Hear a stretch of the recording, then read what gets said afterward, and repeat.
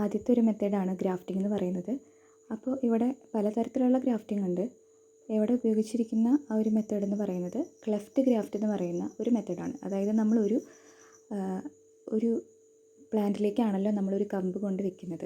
അപ്പോൾ ഏത് പ്ലാന്റിലേക്കാണോ നമ്മൾ വെക്കുന്നത് അതിൽ നമ്മളൊരു ക്ലെഫ്റ്റ് പോലെ ഉണ്ടാക്കുകയാണ് ചെയ്യുന്നത്. ക്ലെഫ്റ്റ് എന്ന് പറയുമ്പോൾ വേറൊന്നുമല്ല, നമ്മളൊരു മുറിവ് പോലെ ഒരു ആഴത്തിൽ നമ്മളതിനെ ഒന്ന് വെട്ടി കൊടുക്കുന്നുണ്ട്. അതിനുശേഷം നമ്മൾ ഏത് കമ്പാണോ അതിനോട് ചേർത്ത് വെക്കുന്നത് അത് അതിൻ്റെ അഗ്രഭാഗം നമ്മളിങ്ങനെ നന്നായിട്ട് കൂർപ്പിച്ചിട്ട് ആ ഒരു ചെടിയിലേക്ക് ആ ഒരു ആദ്യത്തെ ചെടിയിലേക്ക് അല്ലെങ്കിൽ ആദ്യത്തെ ആ ഒരു തണ്ടിലേക്ക് വയ്ക്കാൻ പാകത്തിലേക്ക് നമ്മളതിനെ മാറ്റി അതിനെ നമ്മൾ നന്നായിട്ട് കവർ ചെയ്ത് കൊടുക്കുന്നുണ്ട്. വേറെ ഇൻഫെക്ഷൻസ് ഒന്നും വരാതിരിക്കാൻ വേണ്ടിയിട്ടാണ് നമ്മളിങ്ങനെ കവർ ചെയ്ത് കൊടുക്കുന്നത്. അപ്പോൾ കറക്റ്റായിട്ട് നമ്മൾ വെട്ടി കൊടുക്കുക. അതിനുശേഷം അത് കറക്റ്റായിട്ട് അതിനെ ചേർത്ത് വയ്ക്കുക. 22 ദിവസം കഴിയുമ്പോഴത്തെ ഒരു അവസ്ഥയാണ് ഇപ്പോൾ നമ്മൾ കണ്ടത്. ഒരു 35 ദിവസമൊക്കെ കഴിയുമ്പോഴത്തേക്കും ഇങ്ങനെ ചെറുതായിട്ട് പുതിയ പുതിയ പൂക്കളൊക്കെ വന്നിട്ടുണ്ടാവും. പൂർണ്ണമായിട്ടും നമ്മൾ വെച്ച് കൊടുത്ത ആ ഒരു പുതിയ കമ്പെന്ന് പറയുന്നത് പഴയ ആ ഒരു ചെടിയുടെ ഭാഗമായിട്ട് മാറിയിട്ടുണ്ടായിരിക്കും. രണ്ടാമത്തേതാണ് ബഡ്ഡിങ് എന്ന് പറയുന്നത്. ഇപ്പം ബഡ്ഡിങ്ങും ഗ്രാഫ്റ്റിങ്ങും ഏകദേശം ഒരുപോലെ തന്നെയാണ്. പക്ഷേ ബഡ്ഡിങ്ങിൽ നമ്മൾ കമ്പിന് പകരം മുകുളങ്ങളാണ് നമ്മൾ മാറ്റി വയ്ക്കുന്നത്. അതായത് ഒരു ചെടിയുടെ തണ്ടിനോട് ചേർത്തിട്ട് മറ്റൊരു ചെടിയുടെ മുകുളമാണ് നമ്മൾ മാറ്റി വയ്ക്കുന്നത്. മുകുളം മുട്ടിക്കൽ എന്നാണ് ഇതിനെ മലയാളത്തിൽ പറയുന്നത്. മുകുളം എന്ന് പറയുമ്പോൾ ഭയങ്കര നേർത്ത ഇലകളൊക്കെ പൊഴിഞ്ഞു പോകുന്ന എന്നാൽ തളിരുകൾ വരാൻ ഇടയുള്ള തരത്തിലുള്ള ഒരു ഭാഗമാണ് മുകുളം എന്ന് പറയുന്നത്. അപ്പോൾ ഇവിടെ എടുത്തിരിക്കുന്നത് ഒരു റോസാപ്പൂവിൻ്റെ ചെടിയാണ്.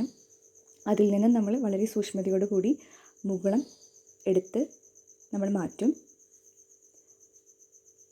നേരത്തെ ഗ്രാഫ്റ്റിങ്ങിൽ ചെയ്തതുപോലെ തന്നെ ആ ഒരു ഏത് ചെടിയോടാണോ വെച്ച് ചേർക്കുന്നത്, ഏത് തണ്ടിനോടാണോ വെച്ച് ചേർക്കുന്നത് ആ ഒരു തണ്ടിന്മേൽ ഈ ഒരു മുകുളത്തെ ചേർത്ത് നിർത്താൻ പാകത്തിനുള്ള ഒരു ഷേപ്പ് നമ്മൾ കട്ട് ചെയ്ത് വെച്ചിട്ടുണ്ടായിരിക്കും. അതിനുശേഷം നമ്മളതിലേക്ക് ഫിക്സ് ചെയ്ത് കൊടുക്കുകയാണ് ചെയ്യുന്നത്. അതിനുശേഷം നമ്മൾ നന്നായിട്ട് കവർ ചെയ്ത് കൊടുക്കണം. ഗ്രാഫ്റ്റിങ്ങിൽ ചെയ്തതുപോലെ തന്നെ നന്നായി കവർ ചെയ്ത് കൊടുക്കണം. അപ്പോൾ ബഡ്ഡിങ്ങും പലതരത്തിലുണ്ട്.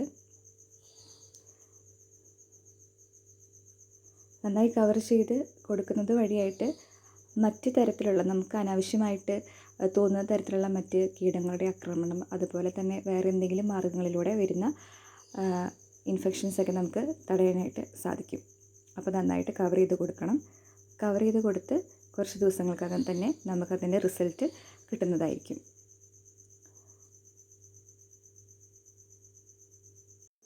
അടുത്ത ഒരു മെത്തേഡാണ് ലെയറിംഗ് എന്ന് പറയുന്നത്. ഇപ്പോൾ ലെയറിങ്ങിന് വേണ്ടി ഇവിടെ എടുത്തിരിക്കുന്നത് പേരക്കയുടെ മരമാണ്. അപ്പോൾ അതിൻ്റെ ഒരു കൊമ്പ് നമ്മൾ എടുത്തതിന് ശേഷം അതിൻ്റെ തൊലിഭാഗം, ചെറിയൊരു തൊലിഭാഗം നമ്മളെടുത്ത് കളയുന്നുണ്ട്. ചെറുതായിട്ട് ചെറിയൊരു സ്പേസിലത്തെ തൊലിഭാഗം നമ്മളെടുത്ത് കളയുന്നു. അതിനുശേഷം നമ്മളതിനെ നന്നായിട്ട് വെള്ളം ഒഴിച്ച് കൊടുക്കുകയാണ് ചെയ്യുന്നത്. വെള്ളമൊഴിച്ച് നനയ്ക്കും.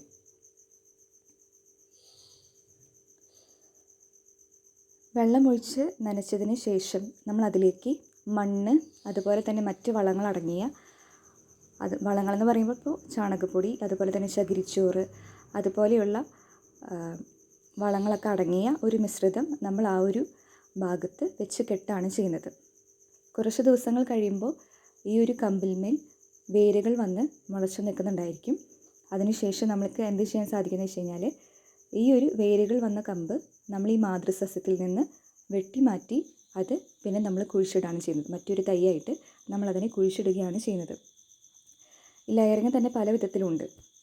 മാതൃസസ്യത്തിലെ കമ്പിൽ നമ്മൾ വേരുകൾ മുളപ്പിച്ചുകൊണ്ട് അതിനെ നമ്മൾ വെട്ടിമാറ്റുന്നു. നമ്മൾ ലെയറിങ് ചെയ്യുമ്പോൾ നമുക്ക് പലതരത്തിലുള്ള ലെയറിങ് മെത്തേഡ്സ് നമുക്ക് ഉണ്ട്. അതിൽ ഒന്നാമത്തെ ഒരു മെത്തേഡ് മാത്രമാണ് എയർ ലെയറിങ് എന്ന് പറയുന്നത്. പതി വെക്കൽ എന്നാണ് അതിനെ മലയാളത്തിൽ പറയുന്നത്.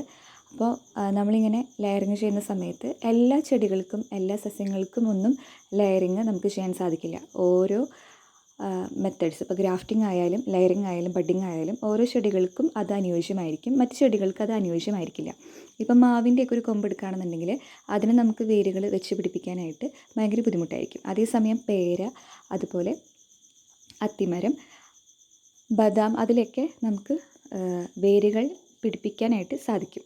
അപ്പോൾ നമ്മളിങ്ങനെ നോക്കുമ്പോൾ ഇതിൻ്റെ ഒരു പ്രത്യേകത എന്ന് പറയുമ്പോൾ ഇതിൽ മാതൃസസ്യത്തിൻ്റെ ഗുണങ്ങൾ അതിൽ അടങ്ങിയിട്ടുണ്ടാകും. പക്ഷേ കൂടുതൽ പരിചരണം ആവശ്യമായിട്ട് വരുന്ന ഒരു മെത്തേഡാണ് ലെയറിങ് അല്ലെങ്കിൽ പതിവിക്കൽ എന്ന് പറയുന്നത്. അപ്പോൾ ഓരോ ചെടികൾക്കും ആവശ്യമായിട്ടുള്ള രീതിയിലുള്ള മാർഗ്ഗങ്ങൾ നമ്മൾ കണ്ടെത്തി ഓരോന്നിനും ഗുണവും ദോഷവുമായിട്ട് വരുന്ന കാര്യങ്ങൾ കൂടി പരിഗണിച്ചുകൊണ്ട് വേണം നമ്മൾ ഇത്തരത്തിലുള്ള മാർഗ്ഗങ്ങൾ അവലംബിക്കാൻ. വളരെ സുപരിചിതമായ മറ്റൊരു രീതിയാണ് വർഗ്ഗസങ്കരണം എന്ന് പറയുന്നത്. ഇത് പരാഗണം പോലെ തന്നെയാണ്. നമ്മൾ ഒരു ചെടിയിൽ നിന്ന് മറ്റൊരു ചെടിയിലേക്ക് നമ്മൾ പരാഗണം ചെയ്യുന്നു. ഒരു ചെടി എടുത്തതിന് ശേഷം അതിൻ്റെ ആൺലിംഗ ഭാഗത്ത് വരുന്ന പരാഗണ രേണുക്കൾ നമ്മൾ മാറ്റി. ഇതിനെയാണ് നമ്മൾ നിർജീവമാക്കുക എന്ന് പറയുന്നത്. നമ്മളിപ്പോൾ ആ ഒരു ആൺപൂവിനെ നിർജീവമാക്കിയിട്ടുണ്ട്. അതിനുശേഷം നമ്മളൊരു പോളിത്തീൻ കവർ ഉപയോഗിച്ച് അതിനെ നന്നായിട്ട് കവർ ചെയ്ത് വെക്കണം. മറ്റുള്ള ചെടികളിൽ നിന്നും പരാഗണം ഉണ്ടാകാതിരിക്കാൻ വേണ്ടിയാണ് നമ്മൾ വളരെ സൂക്ഷ്മതയോടുകൂടി ഇതിനെ കവർ ചെയ്ത് വെക്കുന്നത്. ഈ കവർ ചെയ്ത ദിവസം നമ്മൾ എണ്ണേണ്ട ഒരു ആവശ്യമുണ്ട്. ഇതിനെ നമ്മൾ ഇമാൻസ്കുലേഷൻ എന്നാണ് പറയുന്നത്. അപ്പോൾ എത്ര ദിവസങ്ങൾക്ക് ശേഷമാണ് നമ്മൾ ഇതിനെ പുറത്തേക്ക് എടുക്കേണ്ടത് എന്നുള്ളൊരു ധാരണ കിട്ടാൻ വേണ്ടി നമ്മൾ ഈ നിർജീവമാക്കിയ ദിവസം ഏതാണെന്നുള്ളത് കുറിച്ച് വയ്ക്കുന്നു. കാലാവധിയാകുമ്പോൾ നമ്മൾ എന്ത് ചെയ്യുന്നു വെച്ച് കഴിഞ്ഞാൽ ആ ഒരു കവർ മാറ്റിയതിന് ശേഷം മറ്റൊരു പൂവിൻ്റെ മറ്റൊരു കളർ, ഇപ്പോൾ 2 കളറാണ് ഇവിടെ വന്നിരിക്കുന്നത്, മറ്റൊരു കളർ വരുന്ന ഒരു പൂവിൽ നിന്നും ഒരു ബ്രഷ് ഉപയോഗിച്ചുകൊണ്ട് നമ്മൾ അതിൻ്റെ പരാഗണ രേണുക്കൾ ഇതിൻ്റെ നിർജീവമാക്കപ്പെട്ട ഈ പൂവിലേക്ക്, ആൺപൂവിലേക്ക് നമ്മൾ കൊടുക്കുകയാണ് ചെയ്യുന്നത്. അതുവഴിയായി പരാഗണം അവിടെ സംഭവിച്ചു. അതിനുശേഷം വീണ്ടും നമ്മൾ ആ പരാഗണം ചെയ്യപ്പെട്ട പൂവിനെ കവർ ചെയ്ത് ഒരുക്കുന്നു. നമ്മൾ പരാഗണം ചെയ്തതിന് ശേഷം ഏതൊക്കെയാണ് ദിവസങ്ങൾ, ഏത് ദിവസത്തിലാണ് നമ്മളതിനെ നിർജീവമാക്കിയത്, എത്ര ദിവസങ്ങൾ കഴിഞ്ഞിട്ടാണ് അതിനെ നമ്മൾ പരാഗണം ചെയ്യിപ്പിച്ചത്, അതിനുശേഷം ഏതൊക്കെ പ്ലാന്റുകളാണ് അങ്ങോട്ടും ഇങ്ങോട്ടും പരാഗണം ചെയ്യിപ്പിച്ചത്.